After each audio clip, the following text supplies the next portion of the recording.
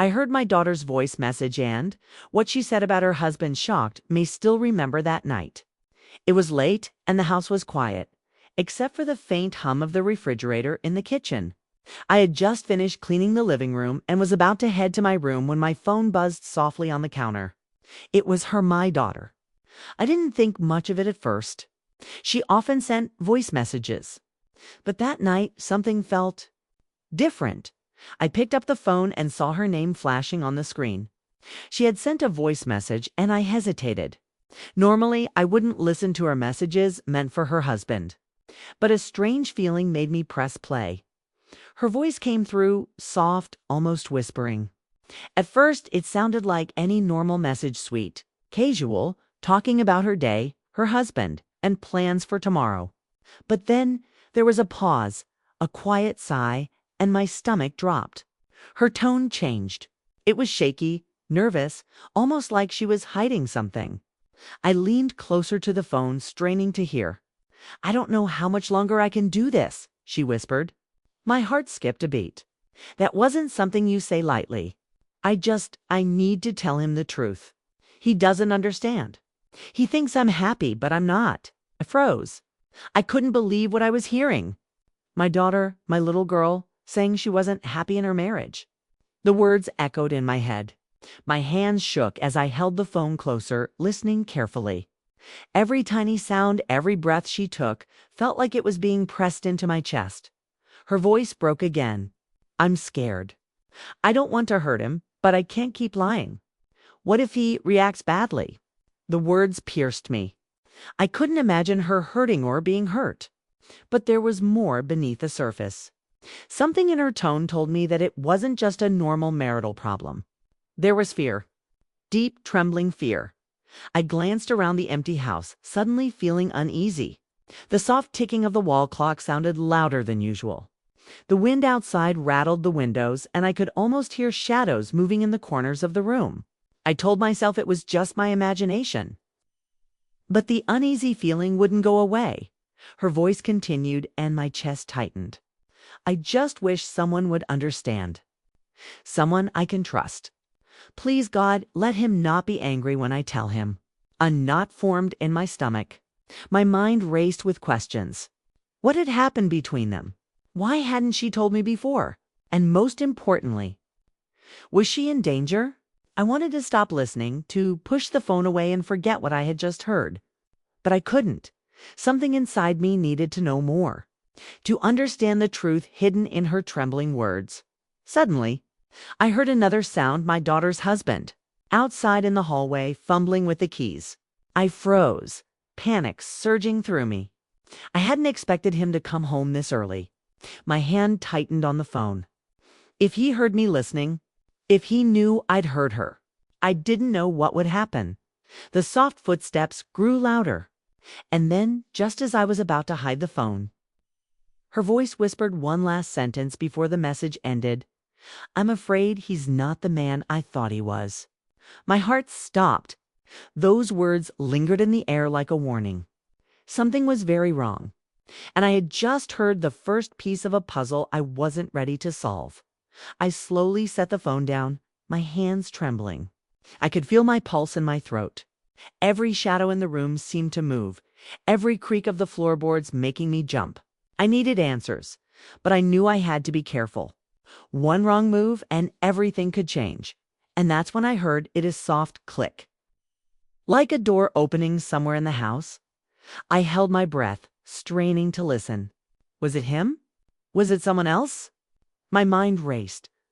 I wanted to run, to hide, but my feet felt glued to the floor. That night, I didn't sleep. I stayed awake, listening to every sound, trying to make sense of what I had just discovered. And deep down, I knew this was only the beginning. Whatever my daughter was going through, it was far more dangerous than I could have imagined. The next morning, I had to decide what to do. Do I confront her? Do I wait and hope she tells me herself? Or do I follow the faint trail of fear in her voice and uncover the truth no matter what? I still remember that moment when I realized nothing would ever be the same again. And little did I know, by the end of that day, I would witness something that would change my understanding of her marriage forever. I still remember that morning. My hands were cold as I held my phone, staring at my daughter's name on the screen. My mind kept replaying her last words. I'm afraid he's not the man I thought he was. The night before had been endless. I had tossed and turned, hearing every creak in the walls, every faint sound outside the house. My heart wouldn't calm down. I kept thinking about the soft click I'd heard, like a door opening in the dark. I never found out what it was. Maybe it was nothing. Maybe it was everything by morning. The sunlight had spilled across the living room floor. But even the warm light didn't chase away the unease. I poured myself a cup of coffee, but my hands trembled so badly the mug rattled against the table. I kept asking myself the same question. What do I do now? I thought about calling her right away, asking her directly what was wrong. But what if she denied it? What if she got angry with me for listening to her private message? Worse, what if her husband found out I knew something? My chest tightened at the thought. No, I had to be careful. I had to think. I was halfway through my coffee when my phone buzzed again. Another voice message. My stomach flipped as I saw her name. My daughter. I pressed play with a shaking thumb. Her voice came through, softer than before, with a nervous edge. I don't know how to say this. I feel like I'm trapped. Every day I pretend, but inside, I'm screaming. He doesn't see it. He thinks I'm fine. But I'm not fine. I swallowed hard. Her words were like knives. Then she whispered something that made me grip the phone tighter. I think he's watching me. Last night, I felt it. I woke up and he was just standing there in the dark, staring at me while I slept. I didn't move. I didn't breathe. I just kept my eyes closed until he walked away. My heart pounded in my chest. The image of my daughter lying helpless in bed while her husband stood over her in the dark made my blood run cold. She continued, her voice trembling. I don't know who he is anymore. The man I married. He's gone, and I'm scared to find out who this man really is. The message ended with silence. I sat frozen, staring at the phone. My breathing was uneven. I wanted to rush to her, hold her, tell her everything would be okay. But deep down, I wasn't sure it would be. I stood up and paced the room. My mind spun with possibilities. Was he violent? Was he hiding something? Why was she so afraid? I decided I needed to see her. Not call, not text. See her face to face. That way she couldn't hide behind polite words or brush me off. I would see the truth in her eyes. Later that afternoon, I drove to her house. The sky was cloudy, gray, the kind of weather that pressed down on you and made you feel uneasy. As I pulled into her driveway, I noticed something strange. The curtains in her living room were closed, even though it was the middle of the day. I rang the doorbell, my heart pounding. A moment later, the door opened, and there she was, my daughter. She smiled, but it wasn't real. It was tight, forced, and her eyes. Her eyes told the story. Her mouth refused to say Mom, she said softly, stepping aside to let me in.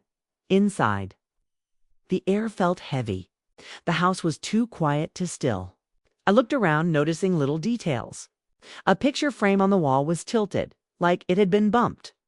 A glass on the coffee table had a crack down the side.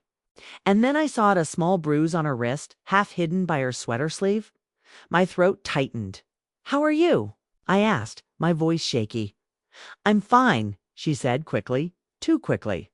She glanced toward the hallway, as if checking to see if someone was listening. I leaned closer, lowering my voice. "I heard your message." Her eyes widened, panic flashing across her face. You listened." "Yes," I whispered, "and I need you to tell me the truth. What's going on?" Before she could answer, I heard footsteps. Heavy, deliberate footsteps coming from the hallway. My daughter's face paled, and she shook her head slightly, as if begging me not to say more. And then he appeared.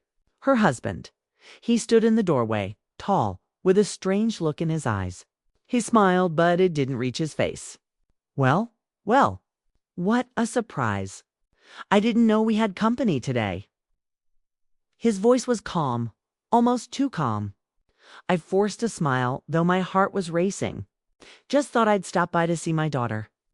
He nodded slowly, his eyes flicking between me and her. The silence stretched, heavy and uncomfortable. Finally, he said, "You should stay for dinner." It wasn't a question. It was a command. I felt a chill run down my spine. I looked at my daughter. Her hands trembled as she clasped them together. She wouldn't meet my eyes.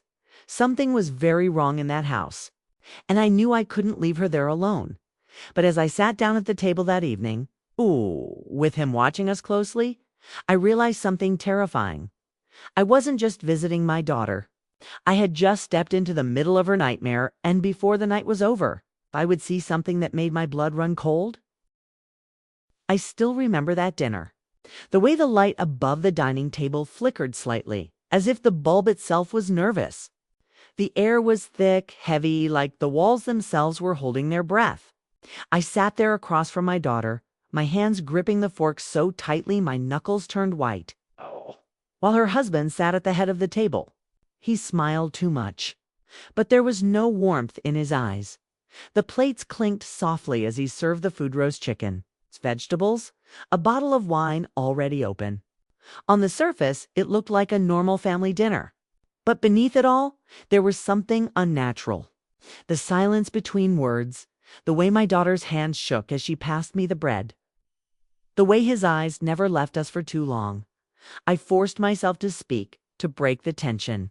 "This looks wonderful," I said quietly. He smiled wider. "Yes, I like to make sure she eats well." His eyes slid to my daughter, and she lowered her head, not daring to meet his gaze. That one glance told me everything. His words weren't love. They were control. I cleared my throat. "She's lost a little weight, though, hasn't she? Are you feeling all right, sweetheart?" My daughter looked at me quickly, then back down at her plate. "I'm fine, Mom," she said softly, but her voice cracked at the edges. He chuckled, but it wasn't a real laugh. It was sharp like glass. "She's fine. Aren't you, darling?" The way he said it made my skin crawl. We ate in silence for a while. I tried to keep my hands steady, but I could feel his eyes on me, studying me, as though he knew I was there for more than just dinner. The tension in the room was suffocating. Halfway through the meal, I noticed something odd. On the counter behind him, there was a small black notebook. It was half buried under some papers, but the corner stuck out just enough for me to see. My eyes lingered on it for a second too long, and when I looked back, he was staring at me. "Something on your mind?" he asked, tilting his head. I forced a smile. "No, I was just admiring your kitchen. It's very organized," he smirked. "Yes, I like things to be in order." But the way he said it made me think that his idea of order wasn't just about the kitchen. My daughter stayed quiet the whole time, barely eating, her hands in her lap when she thought he wasn't watching. Every so often, she'd glance at me quickly, like she wanted to say something but couldn't. The bruise on her wrist peeked out again when she reached for her glass. I wanted to scream, to demand answers, to drag her out of that house right then and there. But I could not with him sitting there, watching everything. After dinner, he insisted on pouring me a glass of wine. I didn't want it, but I didn't dare refuse. He poured slowly, watching the dark red liquid fill the glass. Then he slid it toward me with a grin. "You'll like this one. It's strong." The way he said it made my stomach twist. I took a sip, forcing myself to smile, but inside, my heart was pounding. Then it happened as he stood to clear the plates. His wallet slipped from his pocket and fell to the floor with a soft thud. He didn't notice, but I did. And when I bent to pick it up, the wallet fell open for just a second, long enough for me to see what was inside. Not money, not cards, but photos. Dozens of small folded photos. Some of my daughter, some of her taken from angles that made my blood run cold through windows. From across the street, even one of her sleeping, and mixed in between them were photos of me. My hand trembled as I closed the wallet quickly and set it on the table before he noticed. My pulse roared in my ears. I didn't know what terrified me more, the fact that he was secretly watching my daughter, or the fact that he was watching me too. He came back into the room, smiling casually, as if nothing had happened. But when his eyes flicked down at the wallet on the table, there was a flash of something dark in them. He picked it up slowly, slid it back into his pocket, and looked at me. "Thank you," he said softly. "You're very observant." The way he said it made my skin crawl. I knew then I had to get my daughter out of that house somehow, but how? When it was finally time to leave, he insisted on walking me to my car. My daughter hugged me tightly at the door, her arms clinging to me longer than usual. Her lips brushed my ear as she whispered so quietly I almost didn't hear, "Please, don't leave me here." My heart shattered. But before I could respond, he stepped outside, his arm around her shoulders like nothing was wrong. He watched me the whole way to my car, smiling, waving as if we were all one happy family. But I knew the truth. And as I drove away that night, my daughter's whisper echoed in my head. Mixing with the image of those photographs in his wallet, I had uncovered a piece of the darkness. But it was only the beginning, because later that night my phone buzzed again. Another voice message from my daughter, and what she said this time made me realize we were running out of time. I still remember that night when I drove back home after dinner at their house. My hands shook the whole way. The road lights blurred through the windshield, but my mind wasn't on driving, it was replaying everything I had seen. The bruise on her wrist, the way her hands trembled, the photos inside his wallet, and most of all, the whisper in my daughter's ear, "Please, don't leave me here." By the time I parked outside my house, my chest was so tight I could barely breathe. I sat in the dark car for a long moment, gripping the steering wheel, trying to make sense of it all. Every instinct in me screamed that she was in danger, that he was more than just controlling. He was watching, planning, hiding something even darker. Then my phone buzzed. It was another voice message from her. My heart stopped. With shaking hands, I unlocked the phone and pressed play. Her voice came through, broken, full of fear. "Mom, I don't know how much longer I can hide this. Something happened before. Something he made me promise never to tell anyone. But I can't keep it inside anymore. If he finds out I sent this to you, I don't know what he'll do." I leaned back in my seat, gripping the phone tighter, barely breathing. Her voice lowered to a trembling whisper. "Do you remember last year when I told you he had to go away for work? That was a lie. He wasn't working. He was in trouble. The police came to our door. They were asking questions about a missing woman. They thought maybe he knew something." I felt the blood drain from my face. My chest tightened. She continued. "He told me not to say a word. He said if anyone asked, I should say he was away on a business trip. But, Mom, I found something. In the garage. A box. It had her necklace. The same necklace they showed on the news. He said it was nothing, that he just found it. But I don't believe him." My stomach churned. My fingers went numb. Her words broke into soft sobs. "I'm scared, Mom. I think he did something. I think he's dangerous, and I don't know how to get out." The message ended. I sat there, frozen, the phone heavy in my hand. My ears rang with her words. A missing woman, a necklace, a box in the garage, and him, her husband, always smiling, always watching. The fear I had felt before was nothing compared to this. This wasn't just control. This wasn't just a bad marriage. This was something far, far worse. I stumbled into the house and locked the door behind me. My knees felt weak as I sat on the edge of the couch trying to catch my breath. My mind raced. If what she said was true, then she wasn't just unhappy. She wasn't just scared. She was living with a man who might be capable of unthinkable things. The night stretched long and heavy. Every sound outside made me jump. I barely slept, my thoughts tangled with dread.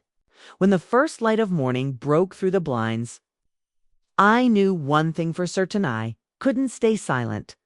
I picked up the phone and hovered over the number for the police. But then I froze. If I reported him without proof, he would know it was me. And if the police didn't act fast enough, my daughter would be left alone with him. That thought was unbearable. No, I couldn't risk tipping him off. Not yet. I had to see it for myself. I had to know the truth. That afternoon, when I was sure he'd be at work, I drove back to their house. The clouds were low and heavy, the air damp with the promise of rain. My heart pounded as I pulled into the quiet street. I parked a few houses away and walked up slowly, every step feeling heavier than the last. The house looked still, silent. The curtains were drawn again, shutting out the daylight. I knocked softly, my breath caught in my throat.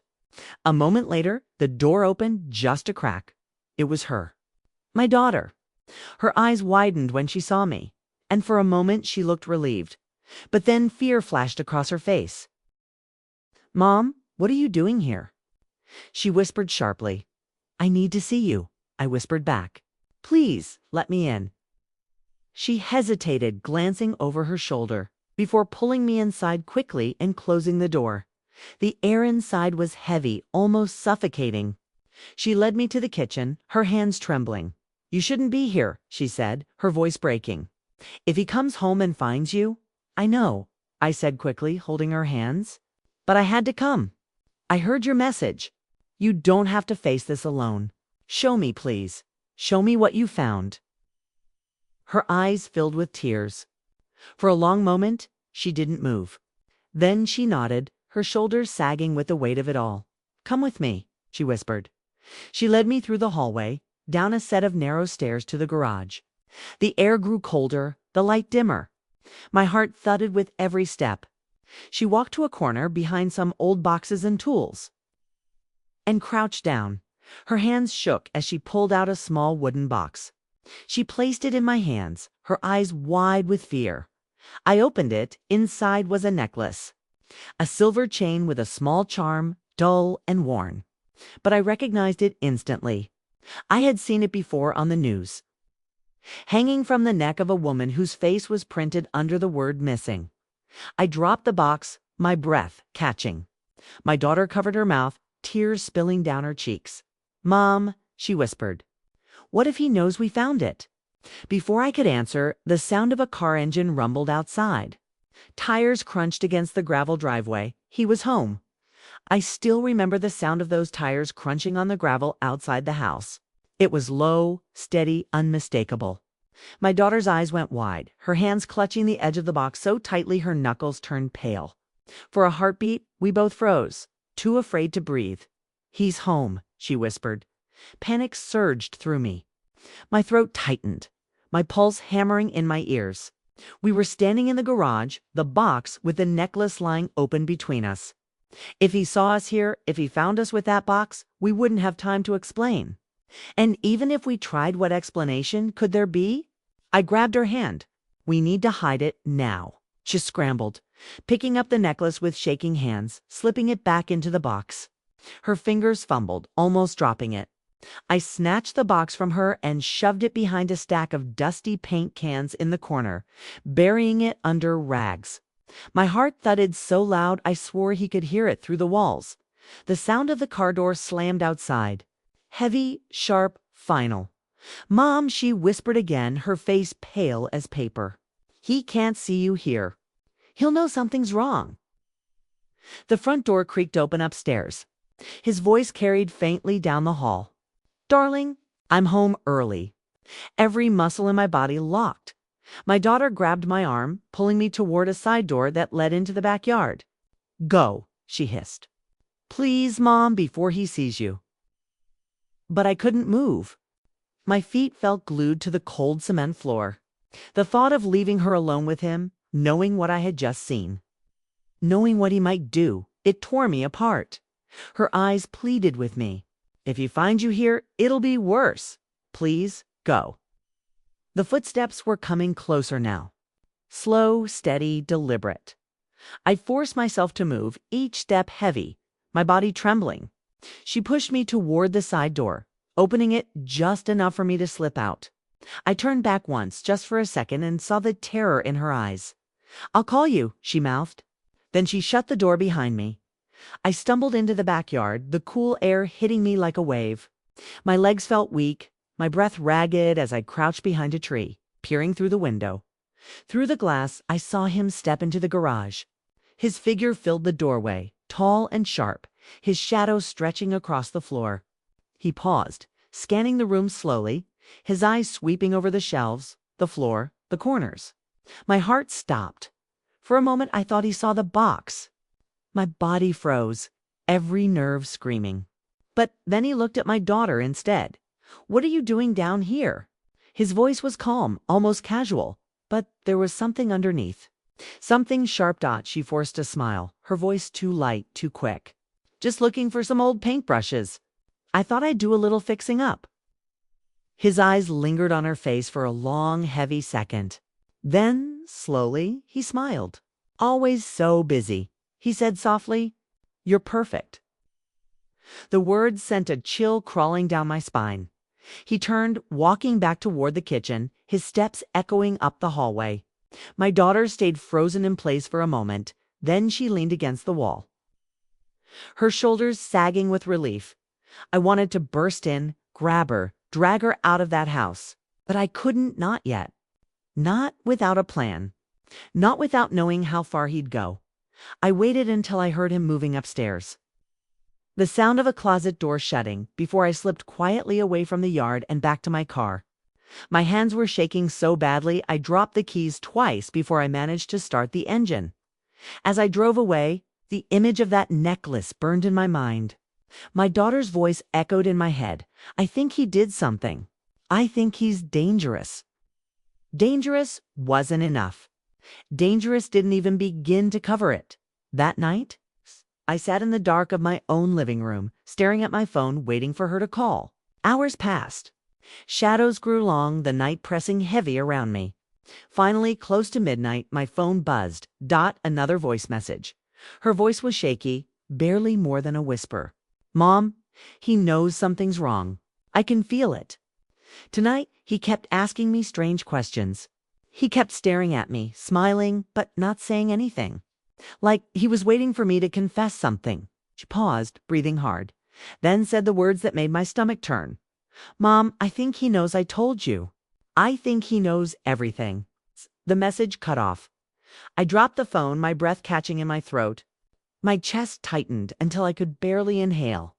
The room spun around me. He knew. And if he knew, then both of us were in danger now.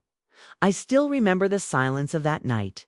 It was the kind of silence that presses on your ears until you can hear your own heartbeat. I sat in the living room, the glow of a single lamp casting long shadows across the floor. My phone lay on the table in front of me, her last message still echoing in my head. "Mom, I think he knows I told you. I think he knows everything." Every creak of the house made me jump. Every gust of wind against the windows felt like fingers tapping on the glass.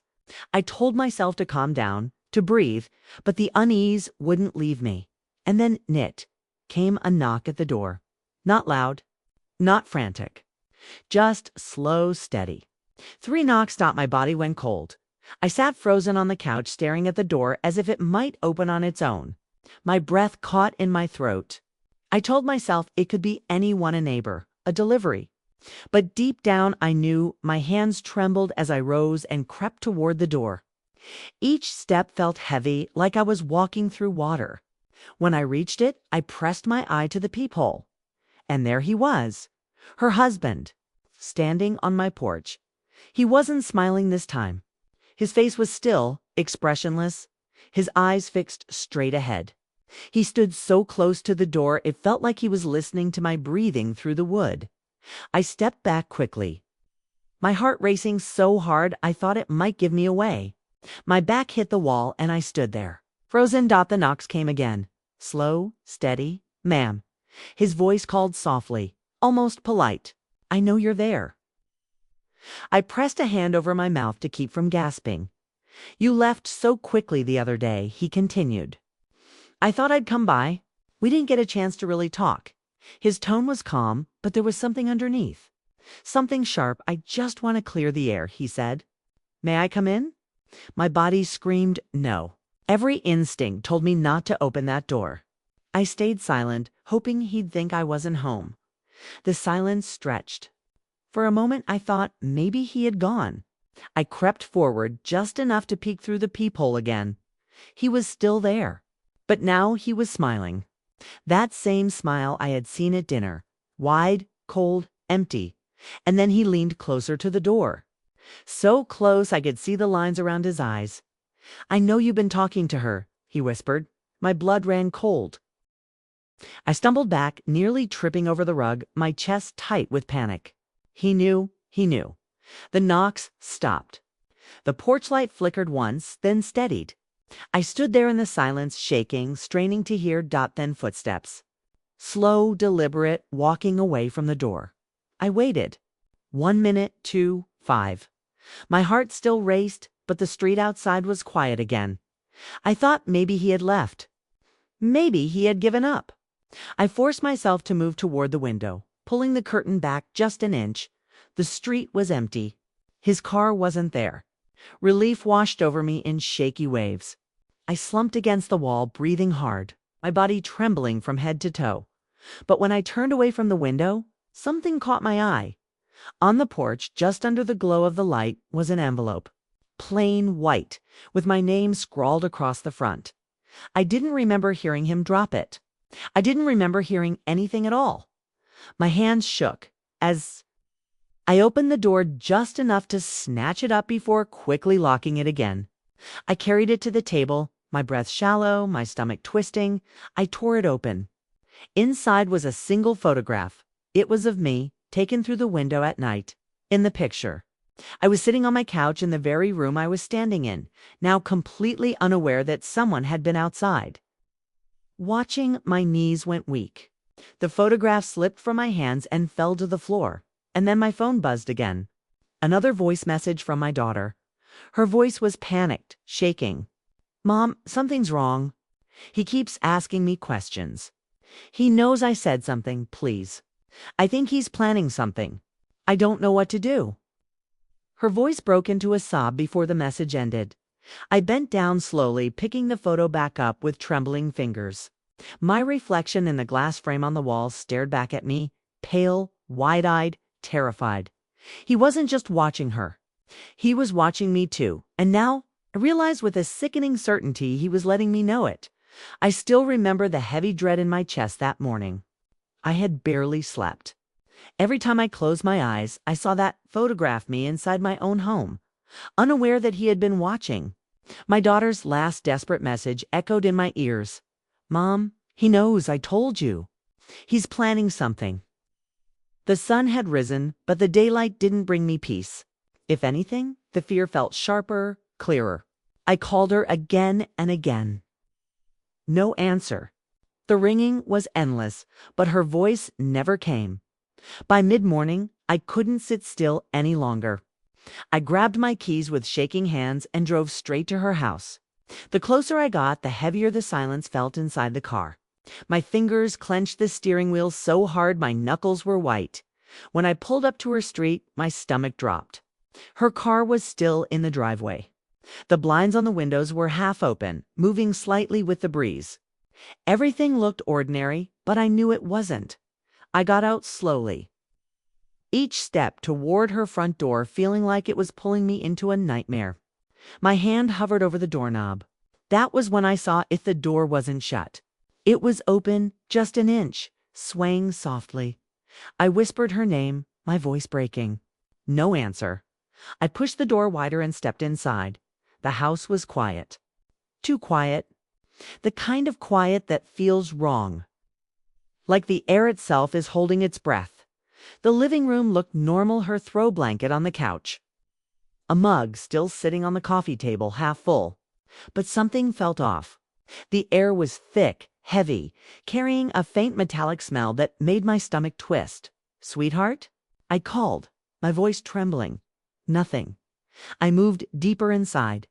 The silence pressed closer, and the creak of each floorboard under my feet sounded deafening. I glanced toward the kitchen plates neatly stacked, chairs tucked in. But one chair slightly pulled back as if someone had just been sitting there. I went to the stairs, my heart hammering against my ribs. The upstairs hallway stretched dark and narrow, the bedroom doors closed. I forced myself up, gripping the railing tight as if it was the only thing keeping me steady. Her bedroom door was open. I pushed it wider and stepped in. The bed was unmade. The sheets tangled, the pillows scattered. On the floor lay her phone face down. My knees nearly gave out when I picked it up. The screen was cracked, the battery dead. I whispered her name again, But my voice broke into silence. Then I heard it. A sound, soft, barely there. From the back of the house, I froze, straining to listen. It wasn't the creak of wood. It wasn't the wind. It was something else. A muffled sound. I moved toward it slowly, my breath shallow, each step a battle against the fear gripping my chest. I followed the sound down the hallway, past the bathroom, past the guest room, till I reached the last door, the basement. The muffled noise was clearer now. A voice, weak, struggling. My heart leaped into my throat. I gripped the basement door handle with a trembling hand and pulled it open. Darkness spilled upward, cool and heavy. The faint sound came from below. Mom, it was her. My daughter. The relief was sharp, but it was tangled with terror. She was here, but why was her voice coming from the basement? I hurried down the steps, my phone light cutting through the shadows. The air was damp, and the smell of metal was stronger here and then. In the circle of light, I saw her. She was sitting on the floor, her hands tied, her face pale and streaked with tears. Mom, she cried again, her voice weak. I rushed forward, kneeling beside her, fumbling with the knots around her wrists. My hands shook so badly I could barely work the ropes. It's okay. I'm here, I whispered, though my voice broke. But before I could finish untying her, a sound echoed through the basement. Footsteps from behind us. I still remember the sound of those footsteps. Slow, heavy, each one sinking into the wooden stairs, echoing through the basement like a warning drum. My blood turned cold. I froze, my hands still tangled in the rope around my daughter's wrists. She gripped my arm with desperate strength. Mommy's here, she whispered, her voice breaking. I turned slowly, my phone light trembling in my hand, the beam cutting across the basement stairs. And there he was, her husband. He stood at the top of the steps, looking down at us, his face half in shadow. That smile was back, the same hollow smile I had seen at dinner, the same one I had seen through the peephole. It spread across his face as if he enjoyed watching the fear in our eyes. You really should have stayed out of this, he said softly. His voice was calm, almost gentle, but it made my skin crawl. I forced myself to stand, pulling my daughter behind me, even though her hands were still bound. Let her go, I said, my voice shaking but louder than I felt inside. He tilted his head as if amused. She talks too much, he replied. And you, his eyes locked on me. Unblinking, you listen too much. The air in the basement was suffocating. The only sound was my daughter's uneven breathing and the creak of the stairs as he took another step down. I tried to think, what could I use? What could I do? My phone light flickered across the shelves, catching the glint of tools, boxes, clutter. Nothing strong enough to stop him. He stepped closer.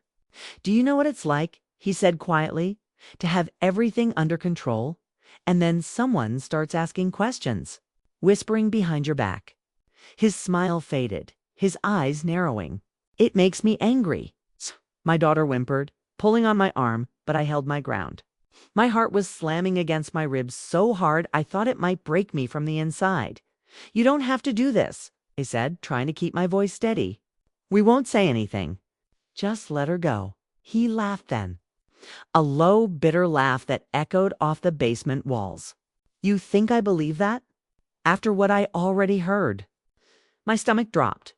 He had been listening, and then I noticed something glinting. In his hand, metal. A knife.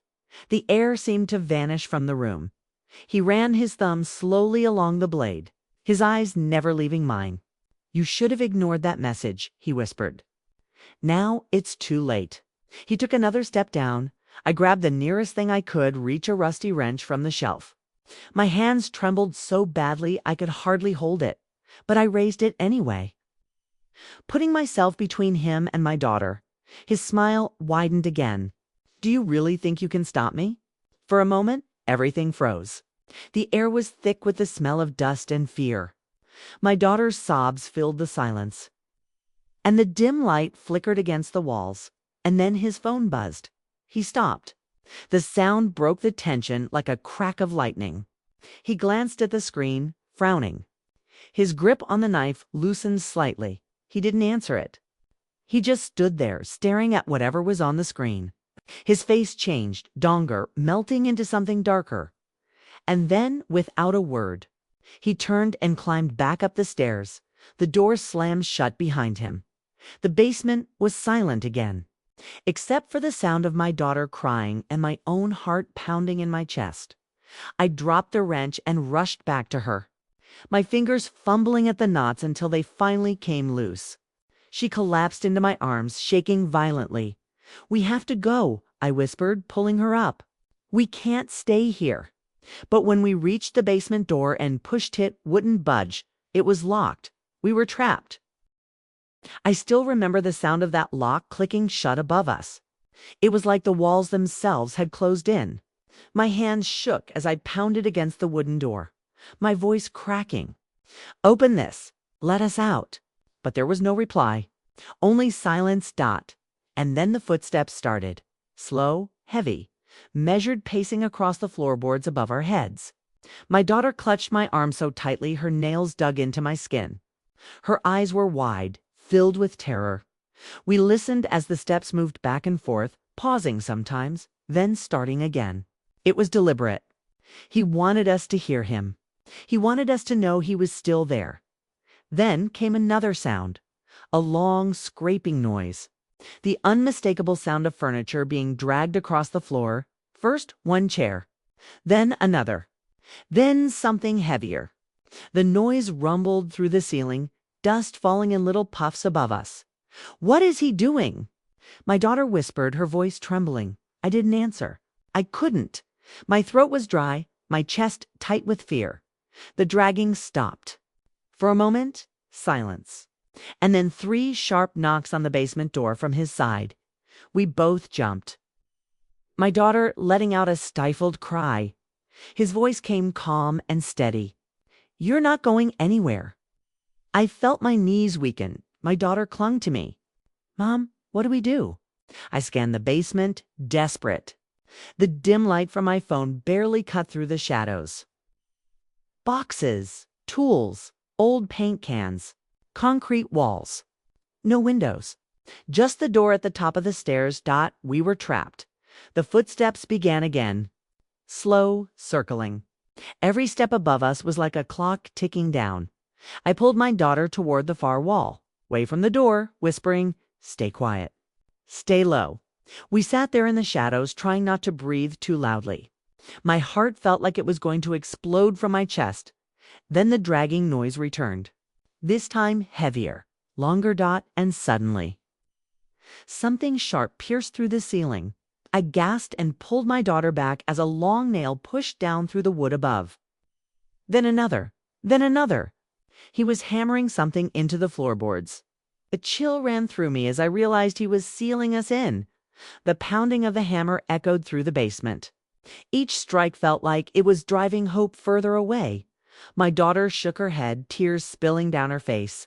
"Mom, he's going to kill us." "No?" I whispered fiercely, though my voice cracked. "I won't let that happen." I searched the shelves again, more desperately this time. My phone's shaky light caught the edge of a rusted toolbox. I dragged it open. Inside were pliers, screws, a small crowbar. My hands closed around the crowbar like it was a lifeline. I moved back to the door and jammed the metal tip under the lock, prying as hard as I could. My arms ached, sweat stung my eyes, but I didn't stop. Above us, the hammering paused. Silence fell. Then his voice came again, softer this time. Almost a whisper, but it carried through the wood. "You think you can get out? You think anyone's coming to save you?" I froze, the crowbar trembling in my grip. He leaned closer to the floorboards. I could hear his breath. "No one's coming," he whispered. "It's just us now." The hammering started again, harder, faster. My daughter covered her ears, sobbing. I pulled her close with one arm, clutching the crowbar with the other, my heart pounding, and then, suddenly, the hammering stopped. The silence was worse than the noise. I strained to hear, every muscle in my body tense. Then came a new sound. The front door upstairs opening, and a voice. A man's voice. calling out, "Hello? Anybody home?" My daughter's eyes lit with hope. We both stared upward, holding our breath. Someone else was in the house. I still remember the sound of that other voice upstairs. It was hesitant, cautious, but there was a warmth and a kindness that made my chest ache with longing for help. "Hello, anybody home?" For a heartbeat, hope surged through me. Maybe someone had come to check on my daughter. Maybe this was our chance to escape. Then, like a shadow falling over the light, its voice answered. Calm, friendly, deceptively casual. "Oh, hello. Come in. You're just in time," he said, his tone syrupy sweet. Like nothing was wrong at all. I pressed myself flat against the basement wall, my daughter trembling against me. I wanted to call out to warn this stranger, but my throat was frozen. I could hear footsteps moving toward the front door. The jingle of a key turning, the sound of someone stepping inside. My heart pounded in my chest. My daughter clutched my arm, her whisper barely audible. "Mom, he's tricking them." Ah, nodded, swallowing hard. I knew she was right. He wasn't friendly. He never had been. This stranger, whoever they were, was walking straight into his trap. I could hear laughter now. His mingled with the stranger's response. "Yes, I'm just visiting," the voice said. Polite, unaware. I gritted my teeth, desperate.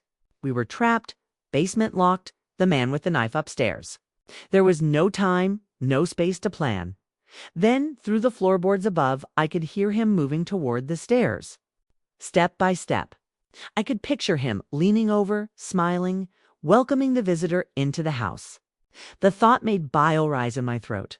I grabbed my daughter's hand. "We have to move." Now, I whispered fiercely. We crept along the basement wall, trying to find something, anything that could help us escape. My eyes scanned the shadows.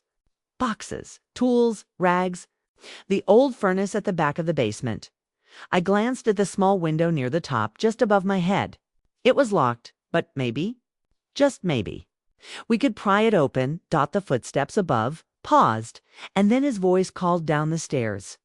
"I'm going upstairs for a moment. Stay right there." My daughter gasped. "No," I hissed, pulling her close. "We have to get out before he comes back." I grabbed the crowbar again, prying at the window latch with all my strength. It groaned, but didn't give. My hands were raw, my arms aching. But I couldn't stop the footsteps upstairs. It began again, fast, hurried. He was coming back, and then, just as the latch started to give V, heard a strangled cry from the stairs. The visitor! My hope surged, but it was quickly replaced with terror, because the visitor's voice cut off abruptly, replaced by a gasp. Then his calm, friendly tone returned. "Oh, don't worry. I've got this under control." My blood ran cold. The window in my hands felt impossibly small.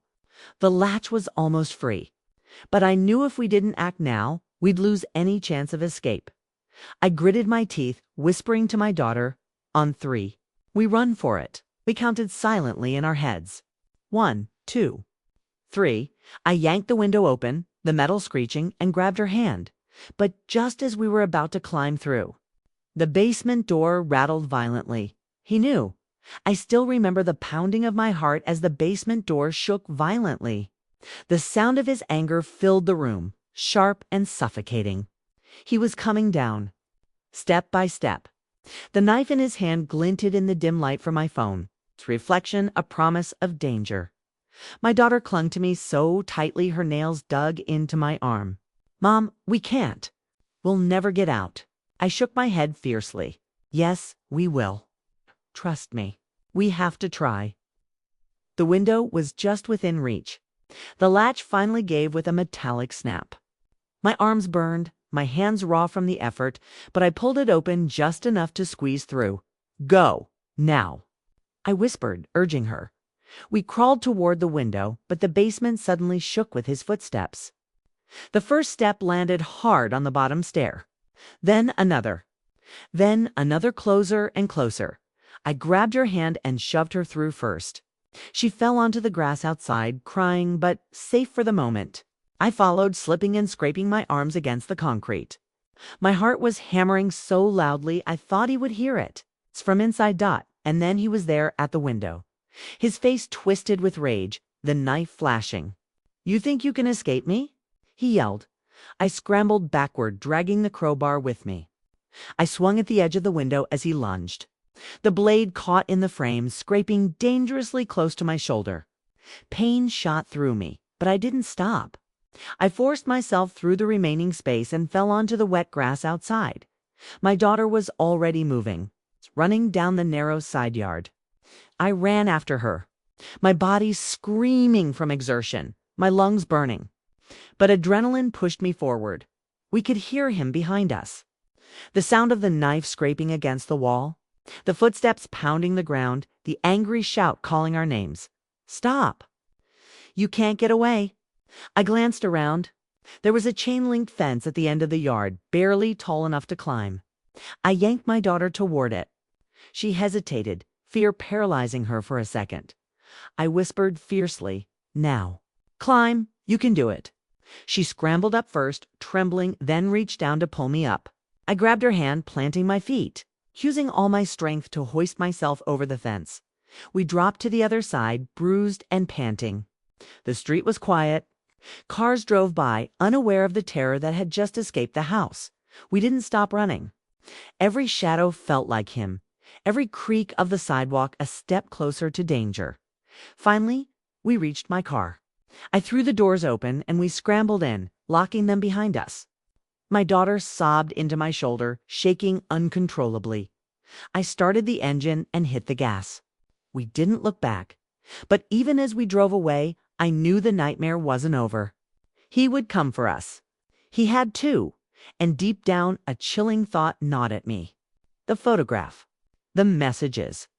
The way he had always been one step ahead.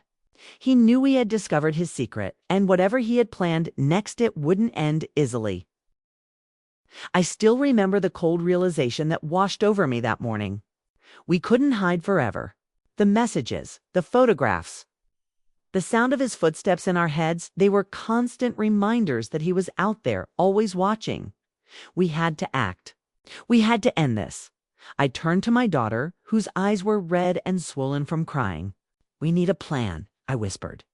"We can't just wait for him to find us." She nodded. Fear and determination mixed in her gaze. "But what can we do?"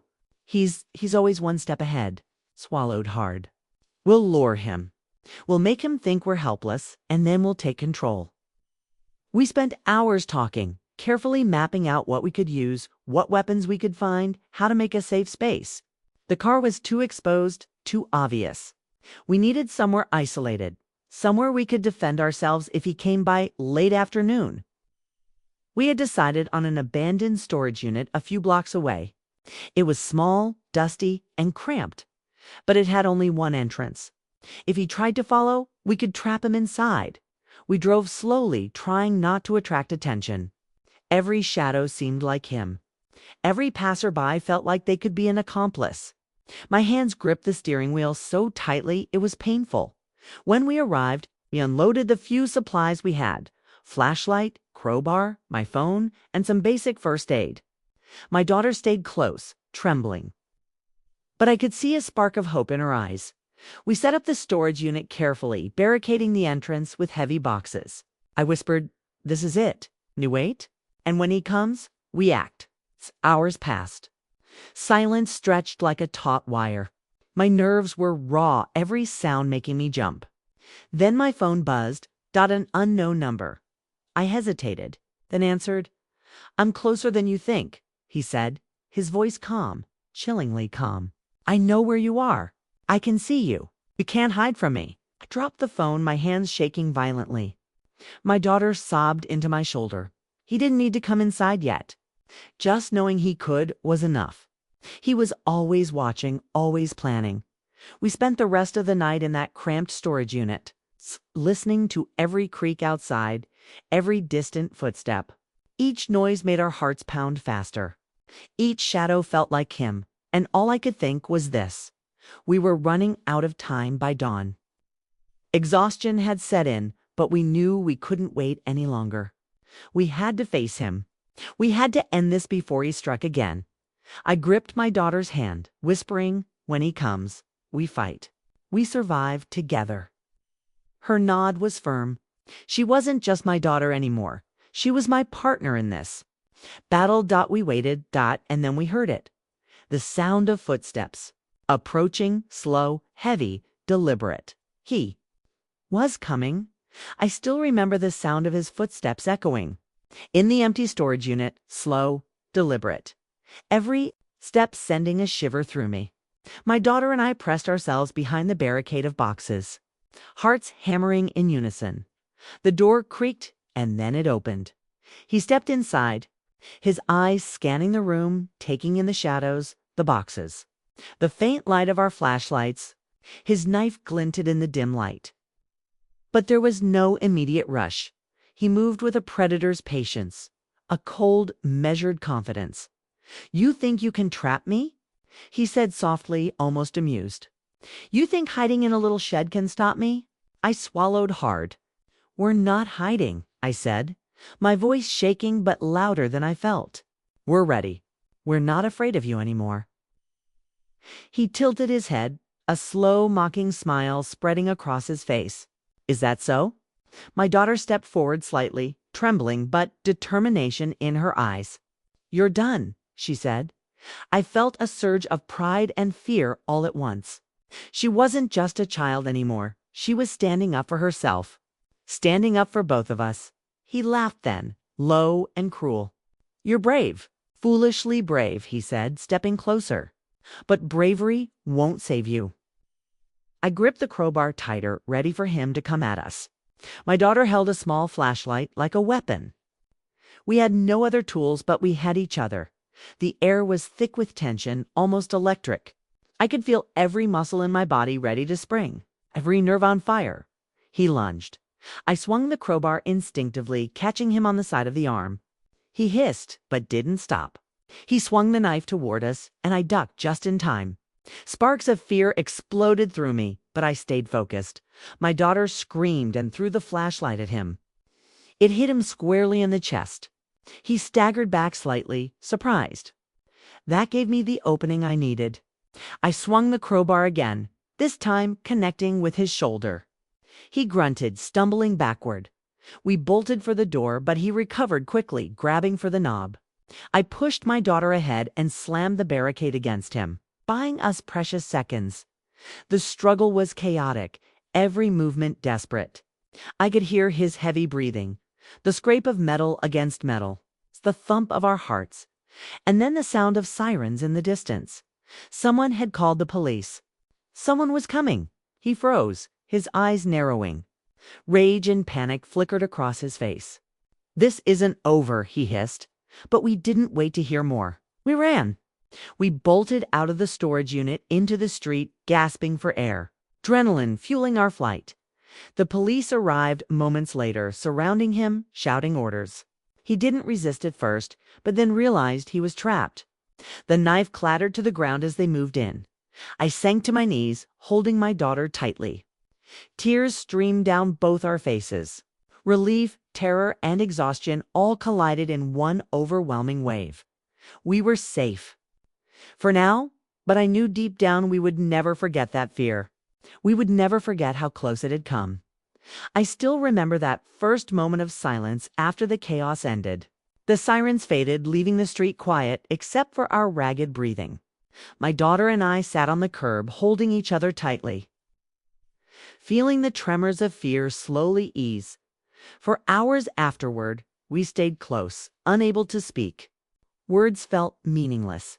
All I could do was feel the relief that we had survived, and the deep, unshakable fear of what could have happened. In the days that followed, the police took him away. The photographs, the messages, the stalking, it all became evidence of the nightmare we had lived through. But even as the legal process began, the emotional scars lingered. I watched my daughter sleep one night, her small body curled up beside me. I realized how fragile life can be and how quickly safety can vanish. Yet I also saw her strength, the courage she had found when it mattered most. That courage, that fire, had helped both of us survive. I reflected on the fear, the panic, the helplessness. But I also remembered the power of action, of staying calm under pressure, of trusting each other. If we hadn't worked together, if we hadn't acted when we had, things might have ended very differently. I don't share this story to terrify anyone. I share it to remind people that vigilance matters, that trust is precious, and that even in the darkest moments, courage can appear when you least expect it. My daughter is safe now. We are healing slowly, step by step. But I know the fear will never completely leave us. And perhaps that is the price of survival, the memory of what came close and the knowledge of what we can endure. To anyone listening, anyone watching this story, treasure those you love. Pay attention to the signs. Trust your instincts. And when danger comes, face it with courage, even if your hands are shaking and your heart is pounding. Because survival isn't just about running or hiding, it's about acting together with everything you have. If you enjoyed this story, please like, subscribe, and share your thoughts in the comments. Your support means we can continue sharing real, suspenseful, and emotional stories with everyone who needs them.